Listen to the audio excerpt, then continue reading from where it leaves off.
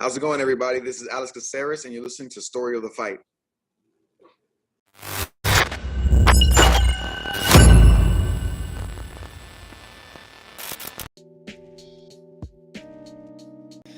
What is going on, Will? What up? Another week of fights means another week of Story of the Fight. My name's Romero. That's my boy, Will. Hey, and for anybody that's tuning in for the first time, please like, subscribe, hit the notification bell. We're trying to reach 2K subscribers. That means 2,000. 2K, 2,000. Almost there. For all you who didn't go to math class, 2K is 2,000. Exactly. But yeah, if you like watching or don't like watching, but you like listening, Spotify, Breaker, Podcast, Radio Public, Google Podcasts, Apple Podcasts, Anchor FM, anywhere podcasts are found. But you can also find us on social medias, from what I've heard. Yeah, it's at Story of the Fight, from what I've heard. It's at Story of the Fight on Instagram, Twitter, TikTok, Reddit, Twitch, everywhere. Story of the Fight. Go to storyofthefight.com. Has all our links. Click through them. Follow all of them. Easy. Easy peasy. Easy peasy. Oh, jinx. I feel like we've said this stuff before. Yeah. Also, we're 11 away from 2,000. Are we really? 11 away. We're at 1899. So you out there, you first time tuning in might be our 2,000 subscriber, and if you are, that means I don't think we have anything to give away. But thank you for your help. But thanks. A sincere thank you. Yeah, exactly. We also have Rich. Rich is with us in the background, our producer. Always nice. Did you say 1899 and we're 11 away or 101 away? I'll look at the numbers. Yeah. For all of you, like I said, whoever didn't go to math class. Yeah, we're not that close. Hey, shout out DL. Shout out DL. But yeah, hey, we got a lot of fights to cover because we're going to cover the fight night. Hey, Glaze Mom, nice. What a great picture, too. Yeah, it is actually a really good picture. I love glazed donuts. So what we're going to be doing is covering both UFC Fight Night San Antonio and also going to be covering Amazon Prime One Fight Night 8. Yeah, One Fight Night 8. So many words, because words. Yeah. So no English classes. Let's go. So what we'll do, if you're joining this live, we're going to do the UFC card first, cover those fights. Then we're going to move over to the One Fight Night 8, cover those fights. If you're joining us later, timestamps below. You can click to whatever fight you want to listen to. We'll be solid. Okay. So I guess we can get going. We're going to cover a total of 13 fights. You might be thinking there is more than 13 fights. Yes, but for the sake of time, we're going to, pick the best ones, at least the ones that we thought were the best. All right. Let's go ahead and get started with, of course, Sandhagen versus Vera. Chito Vera. A lot of hype coming into Chito Vera on this fight. And I was I don't know if he gets this done. So in the group text that we have going on with my Texas friends, right? Alon posted and he's like, hey, y'all have Vera or Sandhagen? And everybody's like, Vera. Yeah. I'm like, Sandhagen is one of the most well-rounded fighters in that division. He's in the bantamweight division. He's elite, man. And look, I'm not trying to say that Chito Vera is not elite. He's been ascending through the ranks. He's an exciting fighter, right? He put out Dom Cruz and rearranged his nose. He almost retired. Should have been the retirement fight for your boy Frankie Edgar, right? Yeah, but listen to what you just listed right now. Old. And no disrespect. Frankie Edgar is one of my favorite of all time, but old. Yes, past their prime. Easy to say, right? So does Chito Vera have the skill set needed to take down a Cory Sandhagen? And so that's why I said I got Sandhagen going into this fight, right? I didn't text back because I was buying a car, but I would have said Sandhagen. because like, okay, so this is what Chito does. And I see a lot of people now shitting on Chito. I don't mean like, I don't want to say like I'm shitting on Chito because he's very good and I like him, but people are shitting on him saying like, oh, he didn't do anything. Like that was his game plan to just do nothing the whole fight. And it's like, okay, first of all, he always starts slow, right? He always starts slow and he always comes back. At least recently he's come back, but it's different. And everyone's like, yeah, he downloads his opponent. A lot of people like to say that without really knowing what it means, because then you have a fight like this where then they shit all over the person. But what happens is he might be trying to download Cory Sandhagen, but what did he get to download? That he has 10 different entries that he's going to try to take me down the whole fight. After the second round, he didn't really take him down until the end. And you can't really download somebody who doesn't have tendencies and doesn't fight with who's patterns. not downloadable. Well, yeah, I mean, if you with certain guys like with Dominic Cruz, right? He got the high kick because he's throwing his feints. Dominic Cruz, every time on that feint, he would exit the same way, and he's like, "Cool, I'm gonna throw this feint, throw the high kick. He'll be right there for it. Perfect." But that's because Dominic Cruz has patterns now. People have watched his footwork for so long; they know what he's doing. Sandhagen is so good at not having patterns and just coming at you with the looping left hook to the body, right hand over the top, looping left hand to the body, right leg kick, looping left hand to the body, right uppercut. He'll switch stances. Sometimes he goes this way. Sometimes he'll fake left, go right. Sometimes he'll fake left, jab, and then go right. Like, you can't really download him because there's no tendency to download and keep an eye out for. You know what I mean? I was watching this last night. I thought, how annoyed must Chito Vera be right now? Because Sandhagen comes in, and it was beautiful, man. He goes, double jab, orthodox stance. Switches right away to southpaw. Double jab, southpaw. He goes a leg kick with the left, ends up in orthodox again, and then bounces back. Crazy. And I was like, this guy's movement is just nonstop, man. But it's not the same movement, like you said, over and over again. Yeah. So he must be an absolute nightmare. And his fight IQ is through the roof, man. And it's getting better. Through the roof. It's getting better. Regen says, shout out Regen, says, I was hoping in between one of the later rounds to hear Jason Perillo just screaming at Cheeto. You're letting him bully you, son. Monster Tony, shout out Monster Tony. Bantamweight needs a Grand Prix. Oh my God, that'd be so beautiful. I wish the UFC would do Grand Prix, man. Like, I know they're against it because of all the fight cancellations and stuff like that, but it's like, have alternates. It's not that hard. Yeah. It's not that hard. Kobe could be an alternate for every single fight.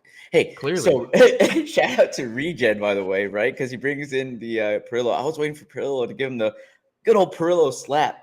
Yeah. You know, just like he used to give to what's her name? God, come on, Cyborg.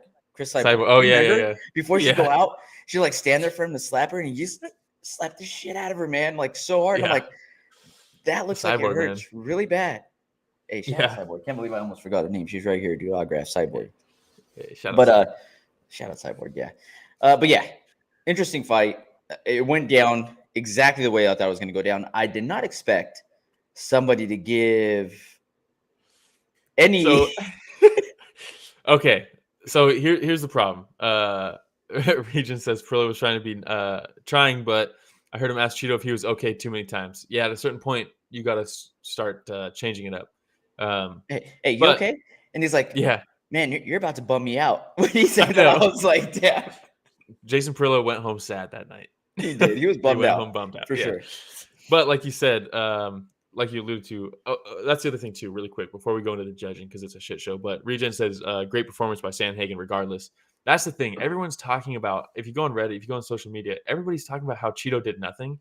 But Cheeto didn't do nothing. He couldn't do anything. This was Sandhagen. Sandhagen did so good that Cheeto couldn't do anything. That's what people should be talking about, not Cheeto being lackluster. They should be talking about the judge being awful. To try to rag on somebody, you know, instead of being able to point out the fact that Sandhagen just put on a masterful performance. Again, Vera is going to be able to be amongst the top 8, I think, for a while and have really good fights. And he's going to have people that are breaking into the top 8 that fight Vera and they get knocked down. We're like, okay, well, maybe that person wasn't ready yet. But I just don't see Vera being somebody that is going to, hey, shout out Keith. I don't see Vera that's going to, somebody that's going to hold the title. Sandhagen is a future champion. Sandhagen will be a champion. Yeah. Shout out Keith. Missed you in the Discord chat on Friday. But yeah, like you said, what people should be talking about is how dirty of a fighter Cheeto Vera is. If you're going to knock him, that's what you talk about. The up kicks to the head on a grounded opponent, the scratching at his face with his nails, late shots in every single one of his fights except for this one because he couldn't hit Sandhagen. But that's what people should be. If you're going to knock on Cheeto Vera, it's knock the fact that he's probably the dirtiest fighter at the top level. But whatever. It is what it is. Joel Ojeda, worst judge probably ever. This was his first event. He gave 3 rounds to Chito Vera, the third, Yeah, fourth, and third, fifth. fourth, and fifth. I looked back, and the only other fight he has ever judged for the UFC was the CJ Vergara fight. And he did not score the first round, a 10-8 round. So that guy needs to just can't have him back. Take a hike. Take a hike. And people are talking about how these judges are stupid, they're clueless. Hell no, this is beyond clueless. This is corruption. This is 100% corruption. This is not clueless. You cannot watch that fight and be like, I think that guy won. The guy that was getting his ass beat the whole fight, give him 3 rounds. That's corruption. That's not understanding grappling. Well, it depends on how you look at life, Will. If you're getting punched or if you're headbutting a fist, who do you give it to? It's a good point. Who do you give it to? But yeah, Regen says nobody likes dirty Cheetos. I agree. I like my Cheetos clean. You know what I mean? Absolutely. Oh man. But yeah, it was a nice night for Cory Sandhagen. Regen also pointing out when I saw Sal Diamato's one of the judges, I got so worried it wasn't even him. They all suck. Yeah. That is very true. So that's the thing. Looking at Sal Diamato's card, I was like, dude, Sal, not that bad. He's been stepping it Sal. Up. I've been defending him on this show. He's been doing a pretty damn good job lately. But at the end of the day, they're all suspect. Here's the other thing about the judging. Third round, pretty close round, in my opinion. I still gave it to Sandhagen, but it was pretty close. Not one judge gave the first 2 rounds a 10-8 round to Sandhagen. How does that first round not get scored? How does it get the score the same as that third round? Yeah. And I'm not going to harp on it because there's nothing to do about it, but we need something more than just 10-9 or 10-8. We need to have like some more like granularity to the scoring because first round in this fight should count way more than that third round. But like I said, what are we going to do about it? All right. Anything else on the Sandhagen versus Vera fight? No, Sandhagen, I don't know really. He calls out Merab, right? I don't know if that fight ever happens because Merab, it seems like he wants to just kind of sit and see what Aljo does. I'm not sure. Marlon Vera, Cheeto, kind of a show right now. Maybe Cheeto fights Piotr Jan or something. Piotr Jan's on like a multi-fight loss streak now. Yeah, that'd be a good fight. One. All right. The first round, they're just both like, I want to read what you're doing, but you're not doing anything because they're both trying to read each other. Yeah. Actually, it might be an awful fight. All right. The co-main event, we had Holm versus Yana Santos, previously Yana Kunitskaya. I almost said Yana Kunitskaya. Shout out HOB Comer. What up? Is HOB Comer? I don't want to. Never mind. I don't want to dox anybody. Shout out HOB Comer. He posted something on Instagram that I was like, "Oh dang!" But I don't want to. This is the internet. We'll hit him up on Instagram then. yeah. But yes. So Holm versus Yana, formerly Kunitskaya, now Santos, battling it out here. Holm just fought or signed another 6-fight contract, I think. Yeah. Shout out Regen. Have to run, guys. Getting back to the grind myself today. Shout out for you guys coming soon. I just need to get back on my feet. Shout out Regen. Good luck, man. Hope for the best. Regen. HB Comer says, greetings from Barcelona. That's what I was going to ask about. That's sick. He's in Spain. That's tight. That's pretty sick. Keith saying Holm's really dominated the ground game. Dude, you know what's interesting about Holm is she comes over. She's the boxer, right? She comes over. She's a boxing champion, all this stuff. Great footwork. And that's about all she kind of carried from boxing into MMA because her hands never really connect. But they set up her kicks. And you think like, oh, this champion boxer is going to come to MMA. She's going to outbox everybody. And then here she is just lighting people up with her kicks and then dominating them on the ground. It's just bizarre to me that a former boxer came over and that's her game plan here. It's crazy. She's a very interesting fighter in the sense that you always get the same thing with Holm. You know, she's been, like we've been talking about her kicks since before the Ronda Rousey fight. And then everybody jumped on that hype train, was like, oh my God, she has some of the best kicks for that division. But she's still, for some reason, very hard to figure out for other fighters. And I think it's just because whatever she does well, she just does a very good job of executing. And she's just fundamentally sound with some of these things. Yeah, and it's because she's hard to hit. Her footwork is really good. She's got great footwork. She moves around the cage really, really well. It's tough to like pin her down. Yana Santos pinned her down against the fence early in this fight, but then Holly Holm was like, "Oh, I trained clinch drills with John Jones, so if you want to try this, that's fine. I'm just going to keep taking you down from the clinch."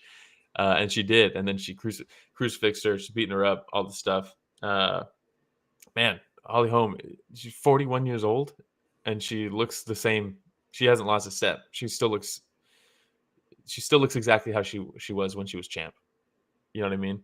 Has she lost since then a lot? Yeah, she has. But it's not because she's getting worse. I think competition's getting better and stuff. I was gonna say that's the hard part because, like I said, you don't really see much. At least me personally, I don't see much different from then to now.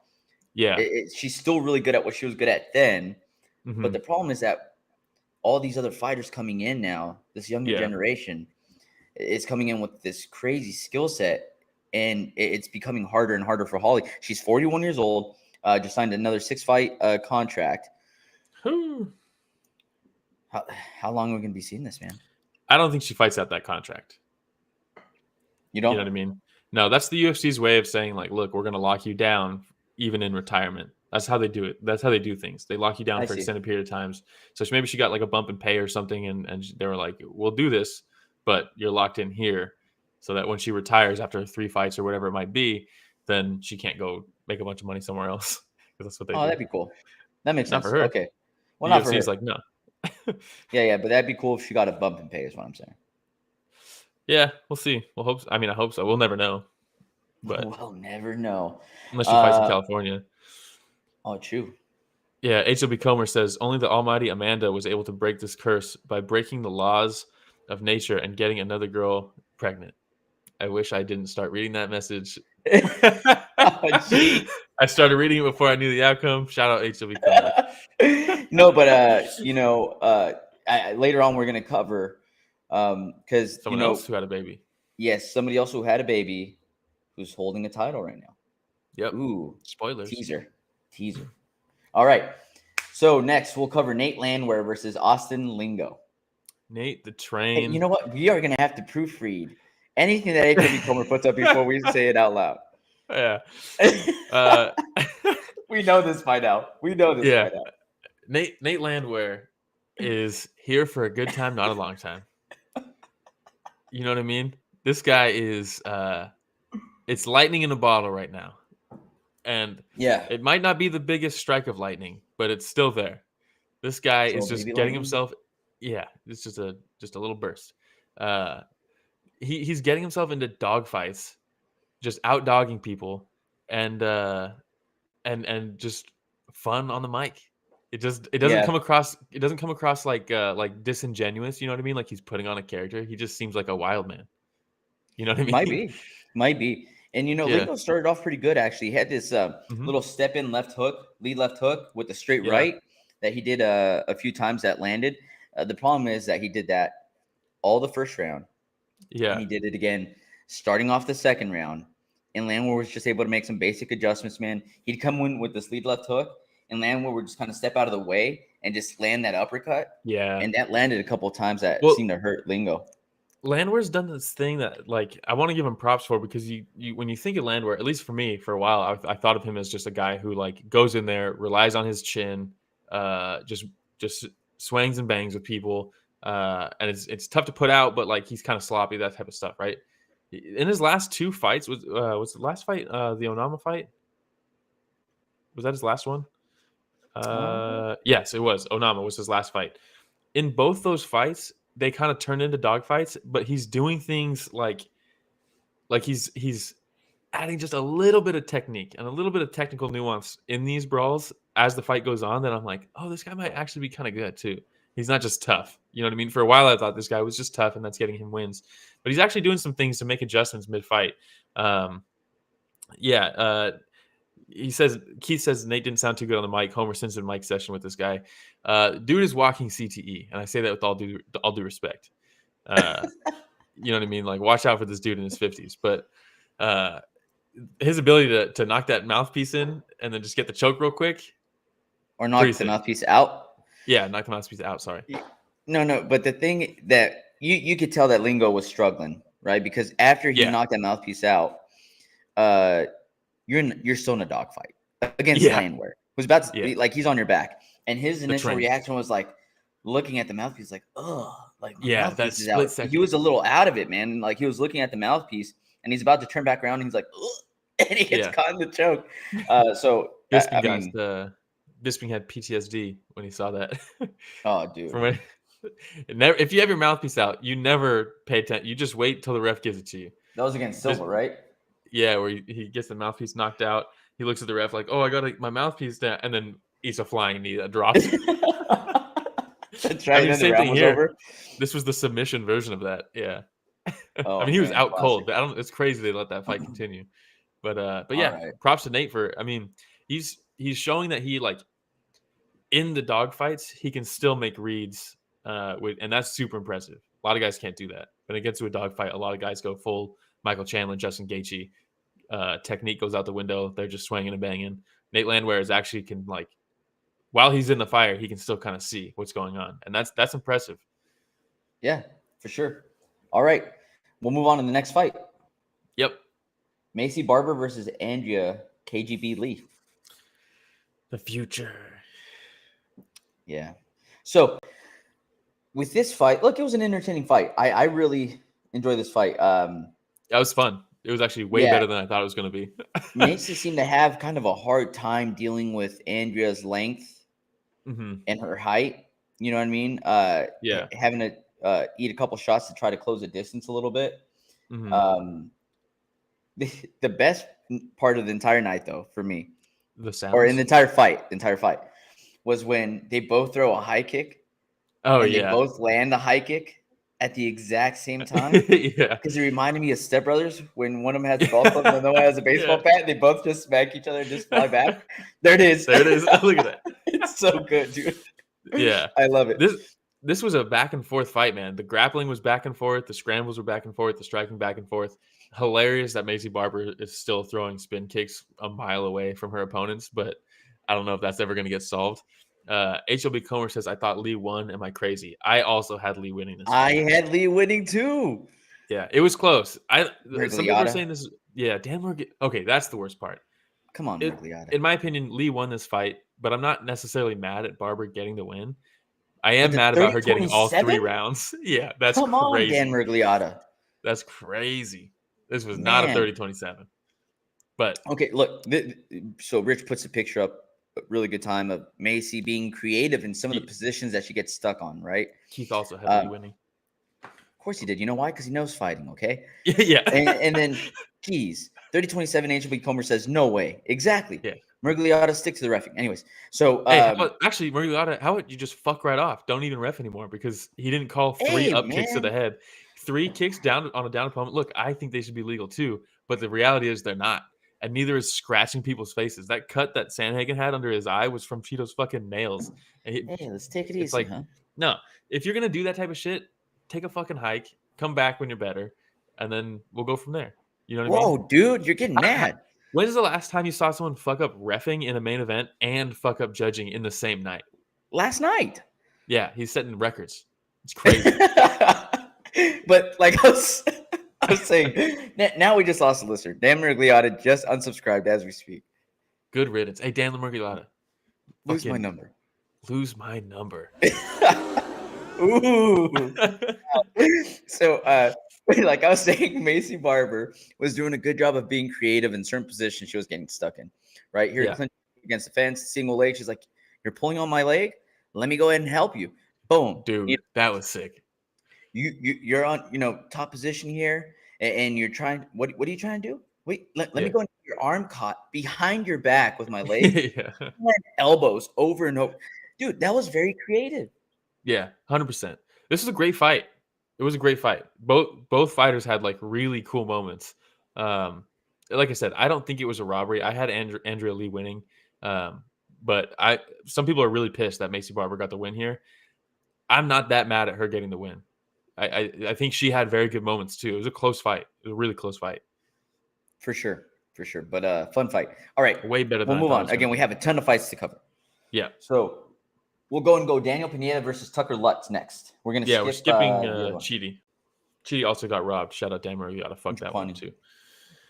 Miragliotta. Rough night. Yeah. Rough night. But yeah, Not for Pineda Pineda, versus though. Lutz, man. No, Pineda. Hey, dude, he's such a crafty veteran, man. He really is, man. He's achieved that status Yeah, without being out of his prime. That's the scary thing sometimes is people usually get that status when they're like way past their prime. Not yeah, him. 28-14. So he's had a million fights already, because Yeah. math. And like just simple things, man. Like you had Tucker Lutz that was like pressuring, trying to clinch, getting stuck up against the fence. And like one of the things that I was noticing too is like he wasn't fighting it a lot, right? Like he's just a little loose, backing up as Tucker's pushing. And then the last second, pivot, boom, shoves Lutz up against the fence. And then he starts grinding Lutz up against the fence, and holding him in that bad position. I was like, man, that's so slick, man. That's some veteran shit. Yeah. Eat the left hook a few times. No big deal. I thought he looked so good, especially that second round. I mean, that second round, he looked like pretty much flawless. And he kind of got the John Jones Cyril Gane choke, huh? Yeah. Kind of a similar position. Now, the other thing that was curious to me too is so we're talking about how Pineda gets Lutz up against the fence, right? And there's this one time where like Lutz is kind of like hunched over, trying to avoid being taken down. And in my head, I'm like, hey, dude, put your hand down on the mat because Pineda's gonna come in with a knee. And I don't know why I just never came across his head. Like, dude, I'm in a really bad position right now where I can need a solid knee. And boom. You know what did come across his head? A knee. A nasty knee. Pineda's knee. Yeah, that was brutal, man. It was. Key says that he likes Pineda. It looked great. He really did, man. That second round was just a flawless performance. And the first round, he dealt with some adversity. He got cracked a couple times in that first round. He sure did. I wonder how they scored this. Who got that first round? Pineda got it on 2 judges' scorecards. Let's see. Oh, actually, the guy who gave Chito Vera, it was this fight that he judged, and he gave Tucker Lutz the first round. All right. Well, all right. Let's see. Speaking of things we should not read on stream, fucking HLB Comer. Yeah. All right. And then the last fight we're going to cover from last night's card for UFC at least was CJ Vergara versus Daniel da Silva. Yeah. So is it Daniel da Silva? Is it Tapology has him listed as da Silva? Sorry. No, you're right. You're right. I don't know what's going on with his name. Cerda. So technically he's Daniel Lacerda da Silva. So if he's going by Lacerda, we'll go Lacerda. Yeah, it says Lacerda on his short, so we'll roll with that. Yeah. Insane what a fight. Wild fight. Insane. This was crazy. This is nuts. Really liked it. And then Vergara from San Antonio, right? Yeah. He was definitely a hometown crowd. Oh, dude, everybody was going nuts for him. It was like the vibes were awesome. And the thing, this is what I miss about UFC traveling more often. Yeah. For the fight nights. Hometown crowds. You get hometown crowds, but on top of that, you have crowds that are starting to show up earlier for the fights. Yeah. Because we don't know when UFC is going to come around again, right? Get the most out of it. Dude, it was like an electrifying crowd in the prelims. Yeah, for Vergara, for CJ Vergara, out of everybody, it was awesome. It was awesome. HLB Comer's making me fucking really struggle with holding it together here. But yeah, the crowd was nuts, dude. The crowd was nuts. And Vergara thrived in it. But Lacerda did not care at all because that first round he beat the absolute brakes off of Vergara. I mean, that was such a good round for him. I think, I said, spinning heel kick. Boom. Which one? Which one? He dropped the one him that with one. Rich just put a picture of one of them up here. Yeah. So yeah, actually, the guy who gave Chito Vera the fight did not score that a 10-8 round.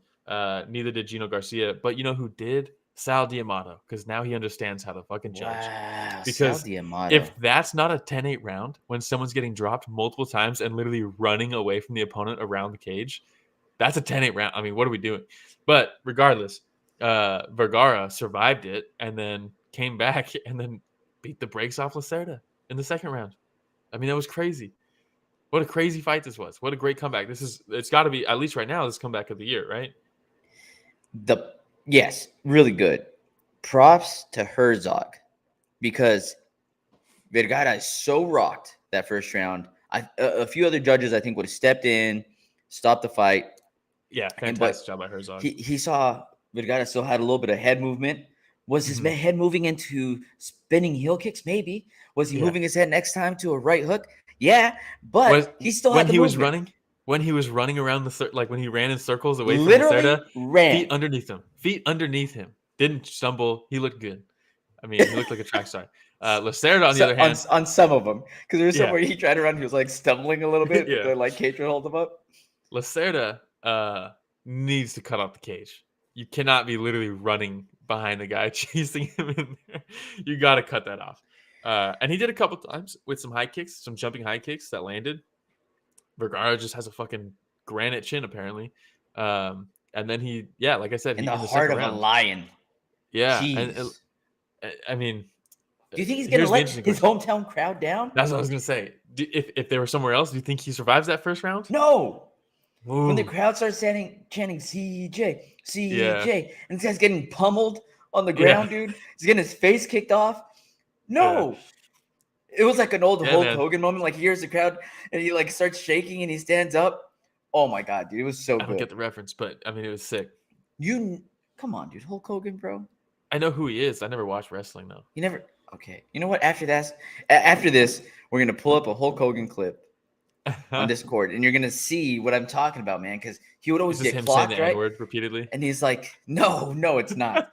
But it's him getting clocked. He's like all dizzy. And then the crowd starts chanting, and then all of a sudden he just gets energy again. He just wails on his opponent. You know what I mean? Just like that was Vergara. That was Vergara, dude.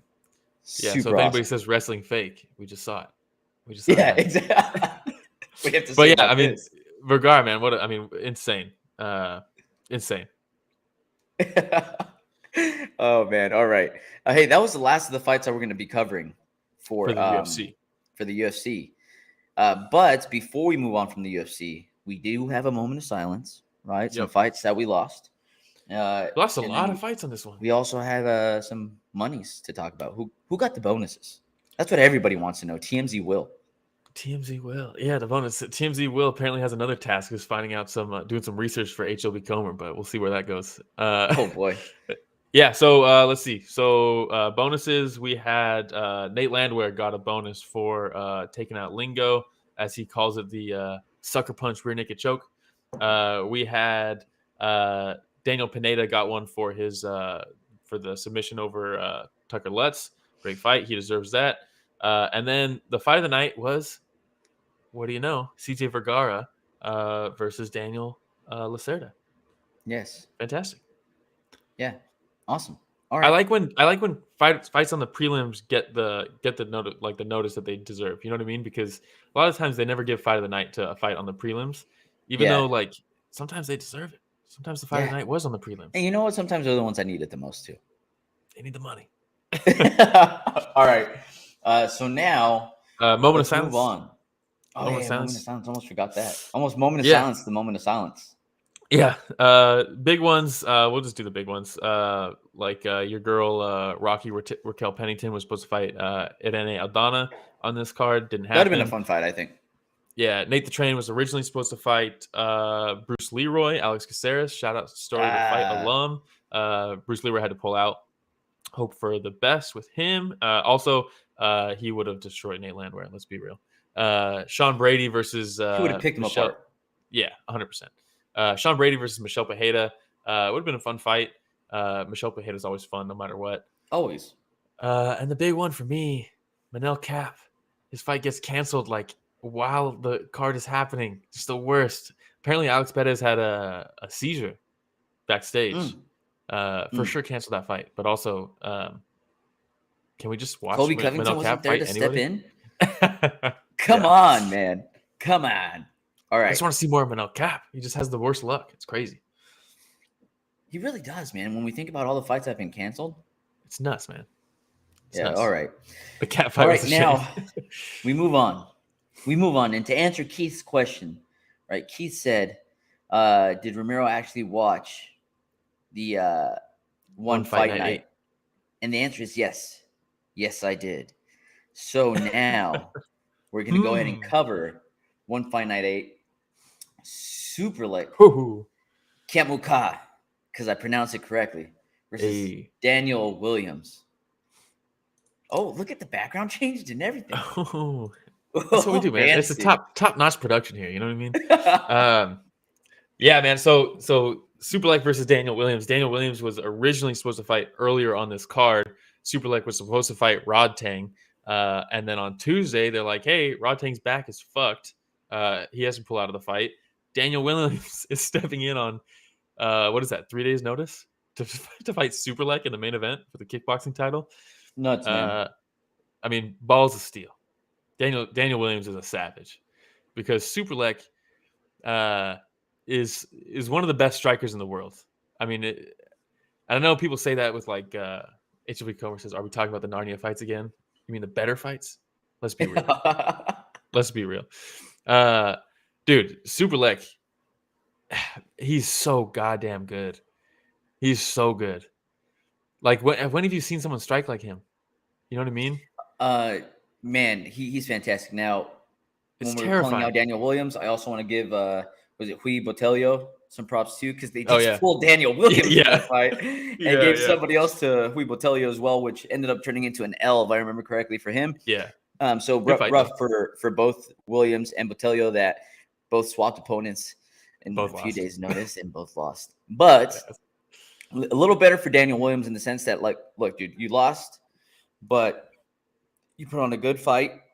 Yeah. Superlek is just on a whole nother level. Okay, Dude, it's not even like it's crazy. The thing that I wrote down about Superlek in my notes, like, yes, his kicks are insane. I get it. He's a great striker, yes. But the thing is, you see a lot of other great strikers, and they'll throw setup shots to throw a kick or a punch to try to take out their opponent. Everything Superlek throws is to try to take out his opponent. Yeah. If it's a kick to the thigh, he's trying to break your bones. Like, yeah, every dude. single kick. Every single time he goes to the body, he's trying to break your ribs. It's insane, man. Everything he throws is with the worst intent, and I love it. Yeah, I absolutely love it, dude. It's like, look, there's a lot of people out there who are like, they want this type of stuff, right? They want like the vicious type of striking, right? But then they don't watch it. And they're like, they complain about fights going to the ground. They complain about this. And it's like, well, Muay Thai and kickboxing exists. And like you said, there's a lot of really good strikers like Adesanya, right? Where like Israel Adesanya is a fantastic striker, like elite striker. But he's also the type to like pick and choose his moments. He's setting traps. He's doing this, which is very cool, very technical, very fun to watch. It's interesting. And he also has to worry about the Jan Blachowicz of the world trying to take him down. So it prevents him from doing some of the things he probably wants to do. Yeah, exactly. But then there's guys like Superlek, which is like a striking fan's like wet dream. You know what I mean? Because like you said, everything has bad intentions. And not only because sometimes it's like, oh, this guy's got bad intentions on everything, but they're like big looping shots. You know what I mean? Like Justin Gaethje is very good, and he's got bad intentions on everything, but he's laboring with his big punches, right? Not Superlek. He's got bad intentions and they're quick. They are so quick. I mean, he was lighting up like. Congrats, Romero, for being part of the best. Hey, let's go. Yeah, let's go. But yeah, I mean, this fight, Danial Williams is tough as nails, and he looked pretty good in there. He's got a ton of heart. He's got a ton of grit. But the combos that Superlek was landing that eventually put him away were just like, it was like, I was like fucking like in awe of like what he was able to do. He's so good. The high kicks, the punches that finished it are just nuts. Yeah. So my favorite Superlek comp. I stopped putting notes down because I said something is bound to land with the high volume of shots, power shots that Superlek's throwing. And then after that, I stopped putting down notes because he landed a power shot. Got Williams. What was it? The head kick? Yeah, the head kick. Yeah. Comes in with that flying knee, gets him up against the cage, lands lands those hooks. Dude, it was just a masterful performance. Dude, the shots that eventually ended the fight up on the fence were so gnarly. And like the walk off, like they called the fight. It was like gonna get called while it was still like a standing TKO kind of, but then that last shot completely put Daniel out, and he just walks away as he falls, and I was like, fuck, that's crazy. That was so gnarly. So sick. And can I say how awesome it is that while they're doing their post-fight interview, that he's like, hey, by the way, Chatri's giving you $50,000. So you get to see the reaction like right then and there. I'm like, oh, that's so sick. And the fact that it's not just like 3 per event, like it's just if the fight deserved it, it just gets it. You know what I mean? Yeah, way so better. good, man. So good. I love it. Great fight. Great. That's all I got for that one. It kind of sucks. Superlek versus Rodtang. I think the Superlek that showed up on Friday probably beats Rodtang. You think so? I think so. And I love Rodtang, but Superlek is fucking so good. He's so good. Rodtang, get him on. Come on, bro. Oh, dude, go. I'm learning. All right. Next up, we had Rodrigues versus Todd. Oh, look at that picture, by the way. Hey, hold on. Before we go, dude, I can't get enough of the gold confetti. I don't know what it is. The dramatic music, the gold confetti falling. There it is right there, dude. You know, the fighters holding up the belt, the angles from the cameraman, you name it, dude. Yeah. The last shots of the main events for one are some of the best. You know I love the drama. Oh, dude, let's be the real. Entertainment. If we're talking about this, how about when Dom Lau is doing the announcement of the fight and the lights go out and it's just like all the spotlights on Dom Lau in the center of the circle and it's all dark everywhere. Come on. So good, bro. I love it. It is next level, man. Also, shout out Cyrus. Shout out Cyrus for all the pictures and stuff. Really hooked it up. Hey, Cyrus, for sure, dude. Can I say how much easier it was to set this up with the pictures and everything this morning? Oh my God. Yeah. All right. Rodrigues versus Todd. Rodrigues. The Dragons. Love the Dragons. Yeah, dude. Let's go. Janet Todd. How old is she? Like 37? I don't know. She's a legend. But she comes in the interim champ, right? Interim champ. Yeah, because Allycia was just out. She just had a baby. Here we go. We had teased earlier that we're going to talk about somebody that had just had a baby as well that's doing the damn thing still. So let's go into the fight here. What were your thoughts on the fight? Okay, so first off, walkout's incredible. Janet Todd walks out to Brittany. She's dancing. Super sick. Rodrigues comes out. So some like fucking stone cold killer shit. Just fucking blank stare. Just like 1,000-yard stare. Terrifying. She's trying to unify this belt. She's like, I'm the champ. God. You're just the interim champ. Janet Todd, all smiles in the cage, cuts over to Rodrigues, death stare. And I was like, this is going to be so good. First round, Janet Todd comes out. She's picking her apart, landing the kicks, landing the low kicks really well, the body kicks. She's jabbing her as she comes in. Rodrigues is walking forward the whole time, but Janet Todd is just picking her apart. First round, Janet Todd. Second round, pretty much the exact same thing.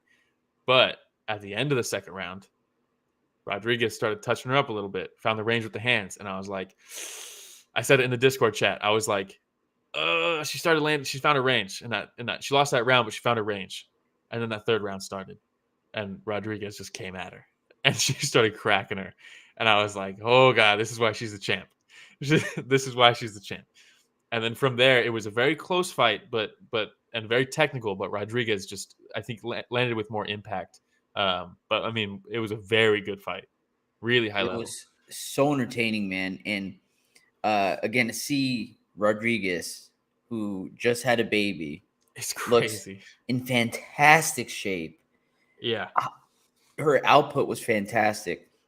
Mm-hmm. She's mechanically sound, dude. Yeah, with everything she throws. And the thing that I love too, I picked up on this little thing that she was doing. Because, you know, when you're an Orthodox and some people like to do that little switch, the little switch kick to throw a harder kick, right? Mm-hmm. So she'd do that little switch. Yeah. Yes. She'd do a little switch and come in with the right, left, and then end up in Orthodox defensive stance again. And I said, that is so beautiful, man. And she landed that late first round and some into the second round before Todd started catching on a little bit. But that was so nice, man, to see that, dude. Like her footwork and the way she would just end up again was awesome. Yeah, yeah. I think what's crazy is I think she was out for 15 months. Rodrigues, 15 months. And in that time frame, Janet Todd, I think, fought 3 times. And the fact that she was able to, I mean, she kind of took the first round off a little bit, but that's also not that uncommon in Muay Thai. But the fact that she was able to then turn it up in the third, and she, in my opinion, she took the last 3 rounds. I thought the fourth was very close, could have gone either way, and that was like the deciding round. But the fact that she was able to sweep the last 3 rounds in a title fight, after 15 months off against someone who has been not just someone, dude. Janet Active? Todd is legit. She's Yeah. active. She might be 37, but she doesn't look 37. I mean, she did not fight like someone who's way past their prime. You know what I mean? She looked very good in there. This was a great fight. And yeah, Keith's talking about the belt on Rodrigues' shoulder is absolutely hilarious because it's gigantic. This is something else I text Will about, Keith, while I was watching the fights. Is like that belt is beautiful. It's so good. Such a nice belt, man. And then they have it in that lit up Toomey box. Yeah. And they have it sitting. So like you'll see them fighting, and in the background, you just see the little box, and then oh my God, it's awesome, man. It's awesome. So cool. All right. Yeah, Next up, Seo Hee Ham versus Itsuki Hirata. Yeah. So this was the one that had like bad blood, and it's not that often that it's not so often that one has like drama between their fights, right? Every once in a while they will. Rodtang and Superlek kind of have some drama, but yeah, Itsuki Hirata, she missed weight their last fight. She's had issues with weight in the past. She missed weight or failed the hydration test or something like that, and they had to cancel the fight. Seo Hee, she's like the nicest person in the world. But there was drama here, and it was funny when they show the weigh-ins, and Hirata makes weight. It cuts over to Ham, and she's like, and she's like smiling, and then they like meet real quick, and she's like, "Thank you so much." And it's like, "Thank you so much." Such a funny reaction to somebody who's just making weight, you know. But lots of bad blood in this fight. But let's be real, Ham is on another level. Hirata's just not on that level. Absolutely. Yeah. She's just not. She's got two things she comes in with, and she's had success with it in the past. And she's an entertaining fighter. She has a powerful overhand right, a really powerful overhand right that she ducks and then throws it, and it's perfect because she also has the same entry with her takedowns, right? So you don't know, is the overhand right coming or is this a takedown? But if you're elite, like Ham is, you can see it a mile away, and you can just consistently defend against it. She looked great. But it's part of the problem that I think too for Hirata though was, so the first round there was a lot of feints, and we know that if you have a lot of feints, but at no point in time you throw actual strikes, do you commit? Then it takes away from the feints. Feints mean less if you never go. Yes, and so what ended up happening is she would feint, and she would never go, so she wasn't setting up the takedown at all. So she would feint for it. And she would reach and she would shoot from far away. And Ham's like, nah, like, yeah, I know this is what you're going to do. So it seemed like it was very easy for Ham throughout the night. I would have loved to see Hirata let her hands go a lot more before she'd actually go for a takedown. Yeah, agreed. Yeah. And I mean, Ham is good. She's very good. She fought in the UFC for a bit. But she's now 3-0 in one. She hasn't lost since 2017. And also, dude, can we talk about the knees to the downed opponents? Oh, so good. Which fight was it on in UFC that I was watching last night? I don't remember, but I just remember one of the fighters getting in like an awkward position, hand down on the canvas, and it was just like the fighter that's on top's like, okay, well, let me turn my wheels a little bit and see how it is that I could try to still get the takedown.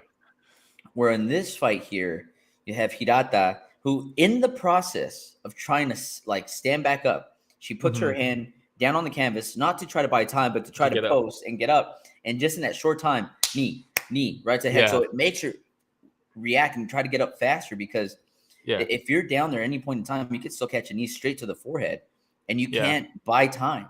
You have to react faster. You can't accept any down position like that. There's no lulls in it. There's no break in the fight. You know what I mean? The fight just continues. And how about we got a yellow card in this fight, right? I was going to say that I think this is my first time watching one where I actually saw a yellow card be issued. Love it. That was from Herb Dean. See it. Yeah, and Herb Dean's usually really slow on the draw with the yellow cards. I think it's tough to kind of switch gears. You know what I mean? Go from UFC to one and like enforce the different rules. And it was funny when he's like reaching in his pocket for. They're like, Herb Dean's reaching in his back pocket. Never good when Herb Dean reaches in his pocket. It's like, what? He didn't even know what back pocket it was in. That's how often he doesn't do it, dude. Yeah, exactly. But I mean, Ham is just so good. I hope she gets a title shot next. I think they're talking about having her fight for the interim belt because Lee's obviously still out dealing with like family stuff. But yeah, she deserves it. Keith saying I actually expected more from Hirata. And you know what, Keith? This was my first time watching Hirata, but from what I had heard and what I had read on her going in, I expected more as well. So I can only imagine how let down you were, my friend.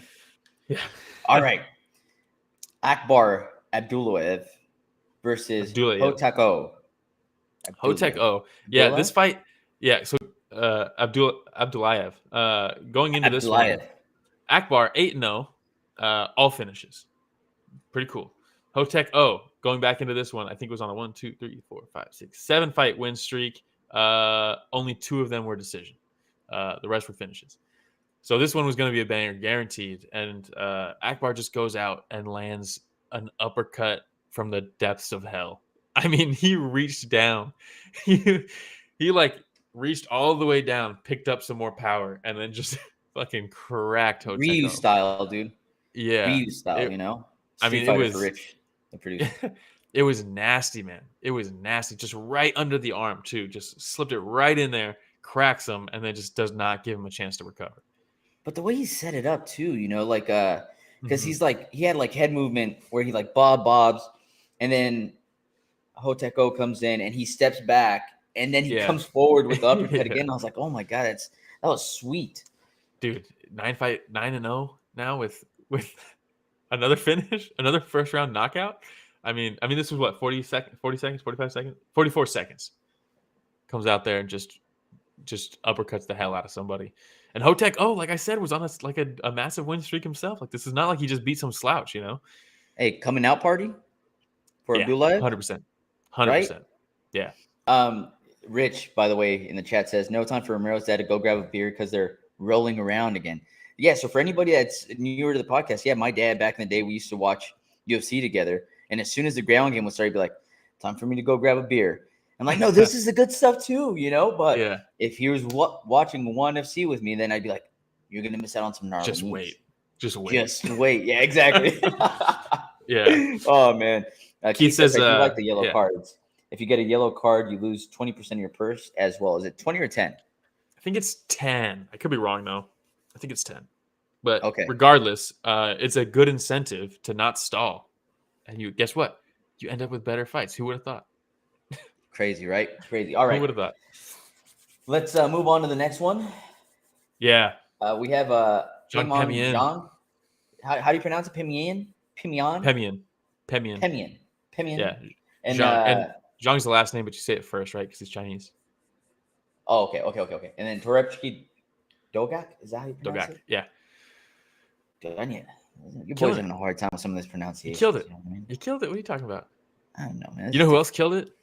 Zhang. He is so talented. What a segue.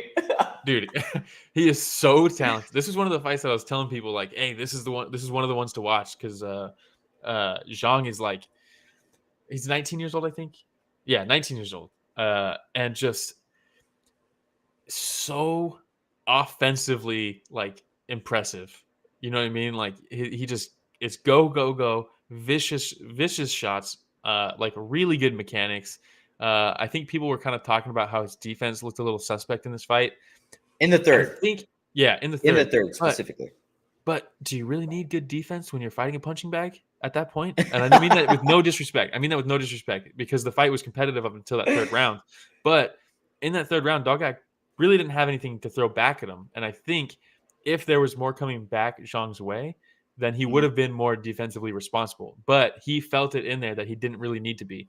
Granted, that can get you knocked out, right, later on in your career.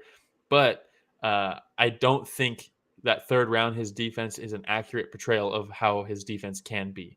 And maybe he's 19 years old. Maybe you don't do that. And that's something you learn from. Like, hey, even though you're kind of having your way with somebody, you still got to stay sound. You still got to stay defensively responsible. And that's something that you comes with Matt time and learning, right? He's only 19 years old. But, dude, that's striking. That offense is so good. It's so good. So in the first round, I was like, man, Will must be so excited right now, because Zhang Peimian was coming in with just a right hooks to the body. Man. But what concerned me a little bit when he was doing that is chin up. Yeah, He'd go, "Wah." And he'd step back, right? And I was like, dude, this guy's so fast. He's working the body. But then he was setting up that flying knee, because then after a while, you see Dogak start ducking down a little bit when he'd come in with the body shot. So he came in and was like, bud, up flying knee. And he cracked him. But then again, he started doing that the third. And that's when I think Dogak noticed, like, hey, this guy's coming in, blitzing a little bit with his chin straight up in the air. Right. So he left himself open to a couple shots. But still, overall, I think Zhang Pineda. He's an avalanche. Yeah. Avalanche. Great performance. Plus his hair, when he's bobbing, weaving, his hair's like glowing everywhere he's going. I like it. Yeah. Right. Very excited to see what's left for him. We're going to skip. Shout out Rich doing some research in the back, putting in the man hours. He says each yellow card is a successive 10% deduction according to when Colorado and ONE FC collaborated for an event with a global rule set. Yeah, I like it. Shout out, Rich. Thank you, Rich. Doing the research, all right, putting in the man. We're skipping. Last week he put liquid paper on a bee, and it died. Step Brothers, dude. Anybody that hasn't watched Step Brothers, please go through and watch Step Brothers for us. It's a fantastic movie. All right, so we're skipping Zikriv, right? We're covering 2 more fights. Next one we're going to cover is Yamakita versus Silva. Yeah, Kato Yamakita. This was the one that I was most right. I said the Zhang fight was something that everybody should be paying attention to, but this was the one I was looking forward to the most. Keith says, I believe Will and I saw a double yellow one night on the one Discord. Yeah, that was a double yellow at one point, which is always bad. You don't want that. But Kato Yamakita making his debut, his ONE FC debut against a former champ, and this guy he's got the complete package. And it's like, we just need to see him start to get tested a little bit to see like how legit, but he is so good. So good. And I was like, he's going to have to try to keep it standing, right? Alex Silva is really good on the ground. And I was like, he's going to have to defend the takedown, sprawl and brawl basically. And the first thing he does is shoot like a flawless takedown and take him down in the fight. And I was like, dude, that's so smart because if this goes longer, that takedown that immediate takedown is going to make Alex Silva kind of guess, like, is this guy going to just take me down? Is that the game plan? Just keep taking me down, and it'll open up the striking even more than it would have already been open. But then he just puts a masterclass on in grappling. I mean, these guys were just going in such weird positions and scrambles where he almost gets sweat, but then he hooks something, and now he's almost like a crucifix. And then, I mean, it was just so good. Such a cool back and forth fight. Yes. Yamakita reminds me of one of my old coworkers by the name of Michael Tanimoto, right? Mm-hmm. He's smaller. He's got that boxy frame. When I would pat Tanimoto on the back, it felt like I was patting like brick, man. Just solid. Really? By the way, also black belt in judo. He's a sensei over here. Can kick my ass. Absolutely. But dude, Yamakita, how about this? 5'1", nickname Pocket Monk. Oh, that's fantastic. It's amazing. It's amazing. I love it. But yes, so watching Yamakita, I was so impressed. And all the things you already said, so I'm not going to go through and say it again. But the one thing, so you have Silva that hasn't been a body trainer, right? Mm-hmm. Yamakita stands up, grabs the arm, and like just in a slick move, like moves arm over, drags down. So Silva slips out of the body triangle, and then he ends up on top. Yeah. And I was like, "Ooh, that is so pretty, man." I hadn't seen that done yet in the circle, in the octagon, anywhere. Yeah, and Alex Silva is really good at jiu-jitsu. High level. Really good. So to do something like that against someone that high level, I mean, this fight was so much fun to watch. If your name is Alex Silva from Brazil, you're not just some guy. No. You know? Yeah. You know your jiu-jitsu. Yeah. But yeah, it was a great fight. Yamakita is for real. This is a big test for him in his career, and I'm very excited to see him back in there. I hope it's soon. All right. Last fight we're going to cover from the fight night. Eddie Abasolo versus Nicholas Larson. So Larson, if you don't know about Larson, his first fight in ONE FC was against Tawan Chai. So, yeah, kind of thrown to the wolves there. He got knocked out, but there's no shame in that. Tawan Chai is fucking elite. But this fight going into it, one of the things that Larson has always kind of had an issue with is his entries. And it looked like Abasolo knew that because he was just very patient. And it was like, okay, Larson, at the start, Larson was starting to land some points, right? Land some things. And then the first time he really committed to an entry, gets hit with a piston. And I was like, oh, Abasolo knows his opponent. And from there, I mean, he just kept meeting him. They kept clashing. And eventually, like that elbow you showed was so brutal and it split him open and he's bleeding. And then the shot that put him away, I mean, he drops him and he takes a second and he's like, okay, I'm going to get back up, right? Because it's Muay Thai. So you get the 10 count or the 8 count or whatever the hell. It's 10 count. As he's getting up, was it Olivier Coste? That was Olivier Coste. Yeah. The boss. The boss. So he's going in like, all right, I'm gonna start counting. And as he gets up, he starts falling back and he's like, nope, this is it. That's it. So you talk about the entry, right? Mm-hmm. I love how aggressive Larson is. He has I'm just going to walk you down attitude and I'm going to run through whatever you have to throw my way. But sometimes that doesn't work, and the stick. Okay. So he's walking in the very first exchange. I was like, dude, this guy's just coming. Stiff jab, right? Like stiff jab. And before his hand comes in, the elbow's coming in and cuts him up right away. Like, pop, pop, like one right after another. So fast. And I was like, oh, boy, this is going to be a long night for Larson. And then from there, what do you call those little toys that bounce off each other over and over again? They spin and then they hit each other and they bounce. Oh, and Beyblades. Yes. The blades, the Beyblades. Yeah. That's what it was like because they would separate and then come in and blah, blah, blah, blah, and then they'd separate. Yeah. And then over and over again.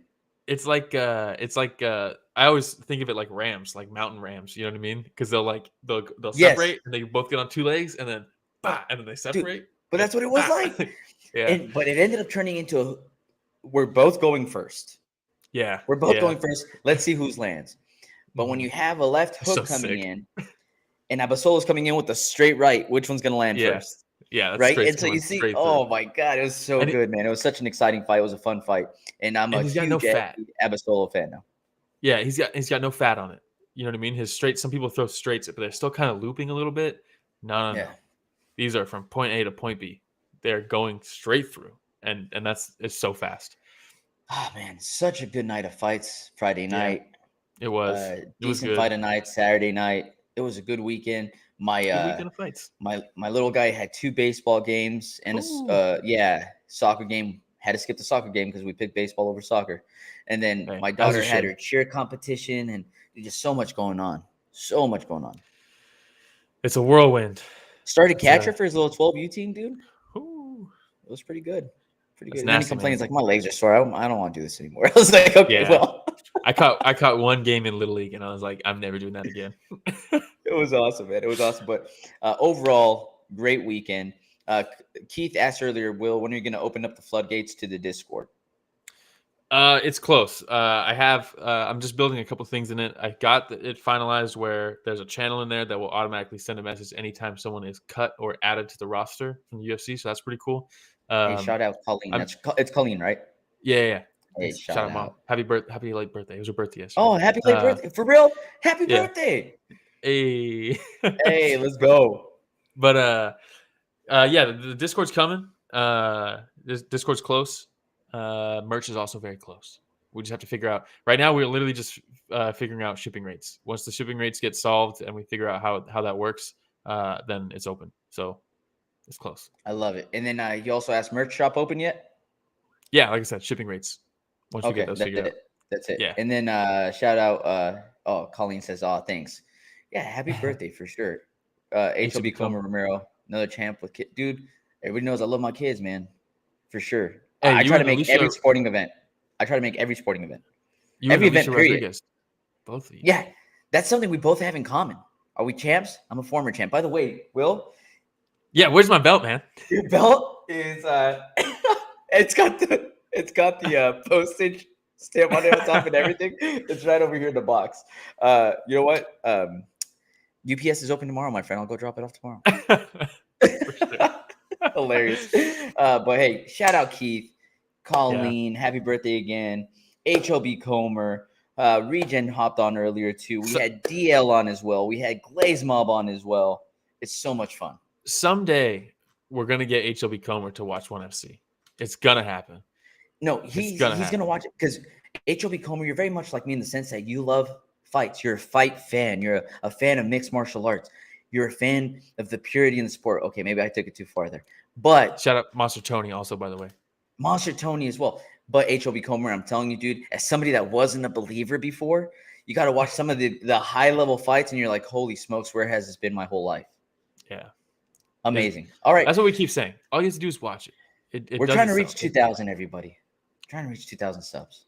We're either 11 away or 100 away. I don't know. One or the other. But either way, we're close. If your grandma, if your cousins, if you have anybody that's a fight fan, let them know, hey, I know this podcast, Story of the Fight, with these couple guys that are goofballs or whatever. I don't know. But if you don't want to watch them, you can listen to them at least. Spotify, Breaker, Podcast, Radio Public, Google Podcast, Anchor FM, anywhere podcasts are found. You can also watch us or follow us on social media. Yeah, it's at Story of the Fight on Instagram, Twitter, TikTok, Reddit, everywhere. Go to storyofthefight.com. SOF for Story of the Fight, SOF _ Ramiro is my handle for my personal. If you want to follow Will, is what is it? Birdlaw? You don't need to follow me. No, it's Willie Mammoth. Dude, that's such a good name, bro. It's such a good name, Willie Mammoth. I like it. Yeah. Shout out Ryzen. Yeah. We got Ryzen coming up soon. Ryzen 41. I think Brian's gonna try to go. He's in Japan right now. Fantastic. He needs to get pictures at Ryzen with a Story of the Fight shirt on. That's gonna be a little tough. He's in Japan now, and he doesn't have a Story of the Fight shirt. They have UPS, right? Yeah. All right. And then let's see. The next UFC event is April 8th. Is that right? It might be the is that Adesanya versus Pineda? Yeah. Is that so? We got to figure out what we're doing next week. Is there any one fights on? Yeah, we'll cover Ryzen. There's gonna be one Friday fights. No, I'm just kidding. I think there's gonna be one Friday fights in the morning for us. At right, so we can cover some of that. You know what I mean? The last one they had was fucking crazy, man. Was it? Key says the one fight in May 6th, Denver, sold out. You best believe it. It is. Still waiting to see if that's something I will be attending. We'll see. All right. That's all I got. Do you have anything else, Will? No. Shout out everybody. Thanks for joining. Appreciate it. Yeah, love you all. And hey, this don't forget show to subscribe. Right here. We got people watching. Subscribe. Yeah. This show right here, produced by Richard Bustos. In case you didn't know. There we go. Mathematician. All right, everybody. Thanks for listening to another week of Story of the Fight.